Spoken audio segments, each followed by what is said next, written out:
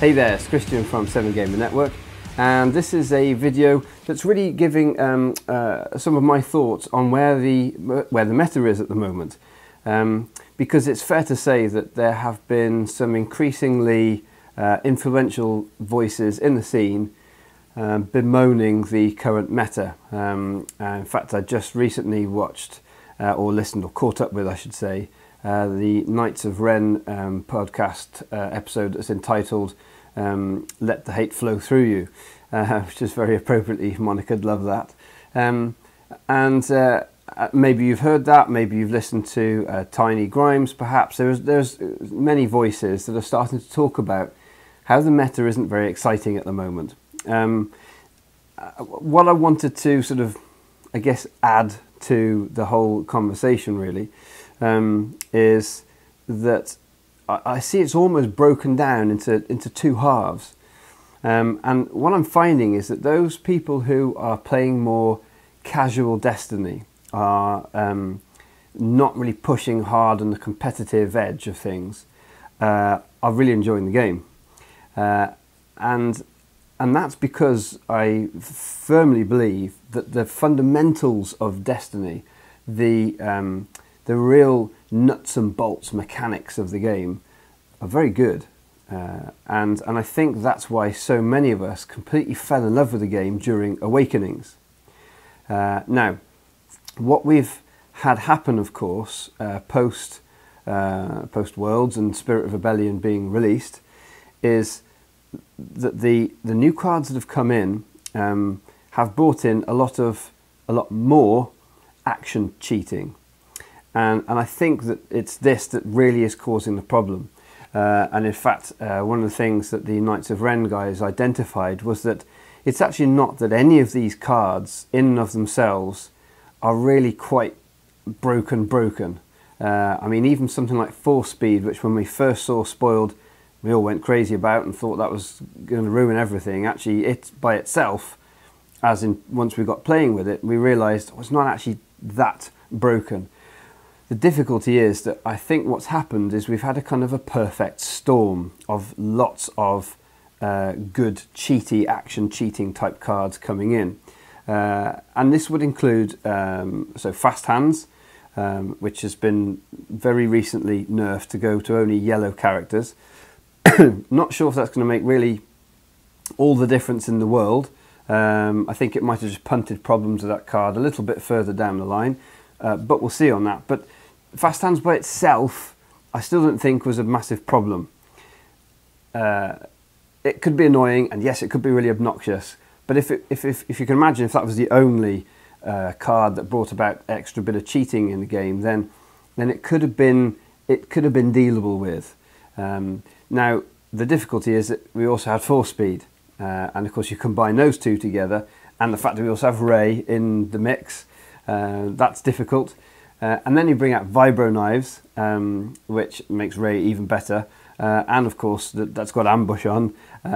There's a lot more action cheating type cards that came into the meta that just stop things being as fun. And I know that is a subjective statement, but anecdotally, what I'm hearing, and of course just in my own experience, I think what we're finding is that those players who aren't using all of those cards, so those players who are playing more casually, are still really enjoying Destiny. And I think the more that we push the competitive side of Destiny, trying to work out, well, how can we break the game? And how can we do it so that it's just a bit silly? And quite frankly, with the amount of action cheating that came in with Spirit of Rebellion, I think it's safe to say that did break the game, I think, in the competitive sense. And what's interesting, in fact, talking of Knights of Ren, I can actually remember just a few months back, just when Spirit of Rebellion had hit, I was actually on one of the episodes and we were discussing and chatting. And I said back then, I'm just a little uncomfortable about the speed of everything. It seems like this could all go very, very quickly. And understandably, those guys who have always been absolute champions for looking after really positive, vibes, if you like, about Destiny. They've always been champions for that. And of course, I think even they have sort of broken, if you like, and said, yeah, okay, it's not quite there at the moment. There are problems with the competitive meta, which I thought was really helpful, a really good thing to do. So I want to echo that, of course, but it has become a little bit broken in terms of the competitive scene, because I think the only real decks that are realistically going to win are those that can just really break the game and cheat and cheat and cheat and cheat. So clearly Poe is still massively strong, and I don't think losing fast hands on Poe hit it as much as perhaps we would have liked, because fast hands on Maz still does the business. Yes, they have to roll those Poe dice in, and that is that one extra window for us to remove one of them, or maybe two of them with the best defense. But ultimately, it's still massively difficult when you have Maz with fast hands on, and Maz's goggles and this focus all over the place, and she can use it and resolve it. And then, of course, it's very easy to put big cards onto Maz. So I don't think the errata on swift hands, fast hands even, really changed that all that much. And so, because I guess what it boils down to is it fun? And that's really the problem, I think. The competitive meta at the moment just isn't so much fun.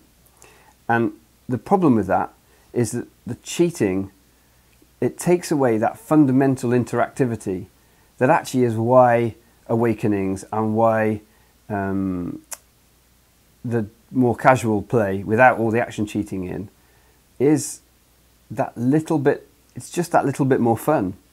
Because sadly, it's never going to be fun when you're on the receiving end of Poe Maz doing all the shenanigans or Ray doing all the shenanigans. It just isn't when they're meta defining.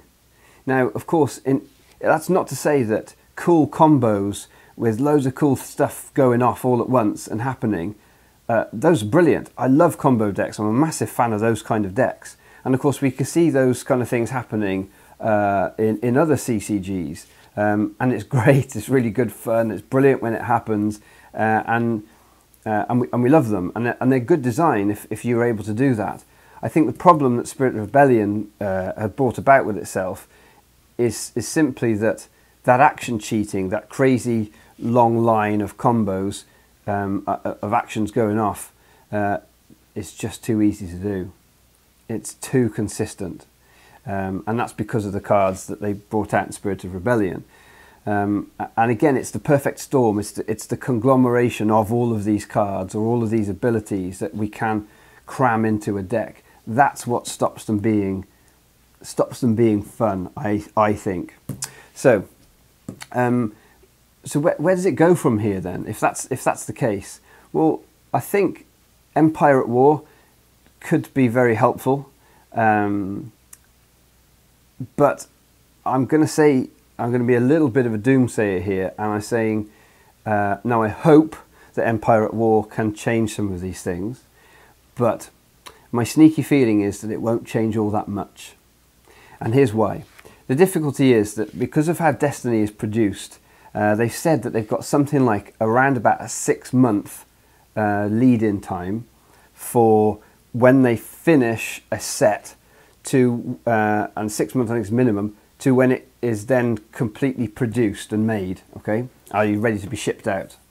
So, now the difficulty of that, of course, is, remember, Spirit of Rebellion only came out, what was it, April the 1st.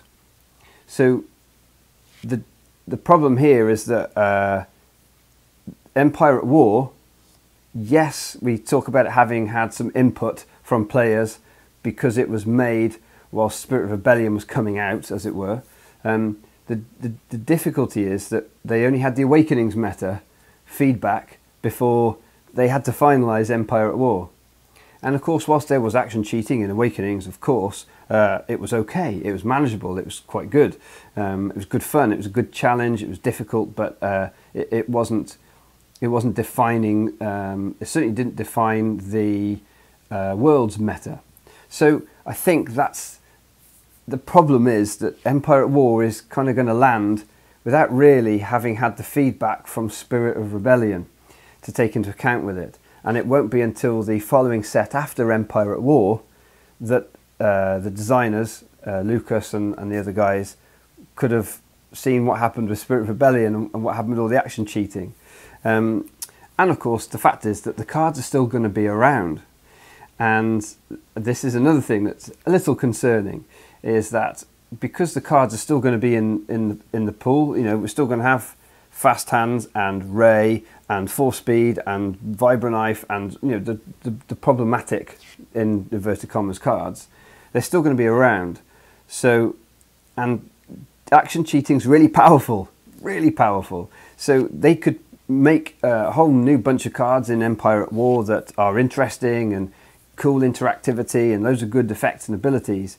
But ultimately, action cheating is really powerful. And if they haven't made any more action cheating or ways of defeating action cheating, which, remember, wasn't so much of a problem in Awakening, so they probably won't have necessarily really built that kind of card to go into Empire at War, unless they've seen this, unless they've foreseen this problem and headed it off at the pass anyway, which they may well have done.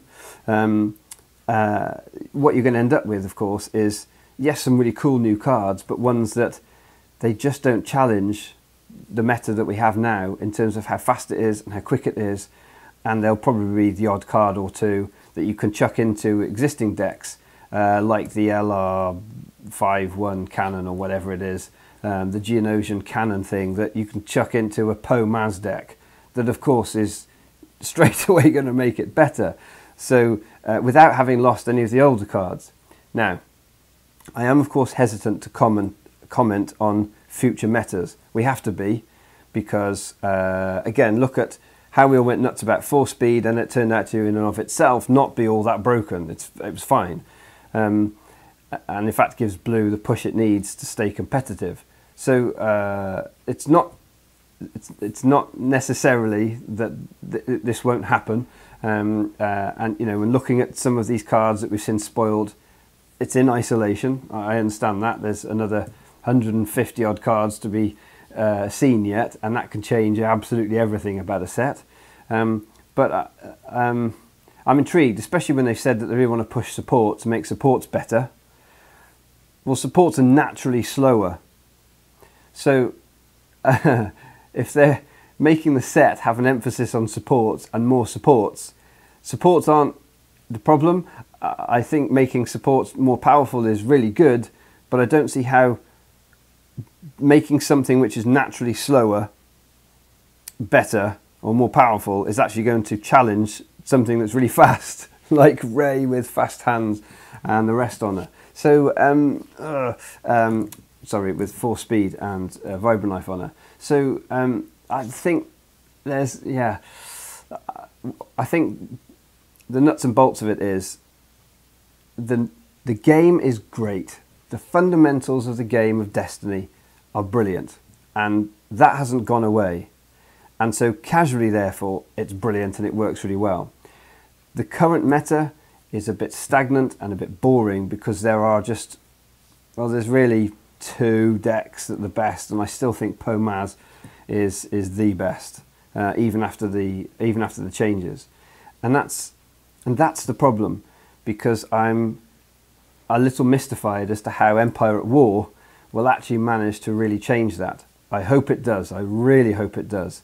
But like I said about when early days of Spirit Rebellion, I hope it doesn't prove to be too quick. I hope the action cheating doesn't prove to be too much, but I think it will be. And sadly, proved correct in this instance, because the meta is, in the competitive end of things, is just a little boring. It's too one-dimensional, because it is all about how much action cheating you can manage to get off.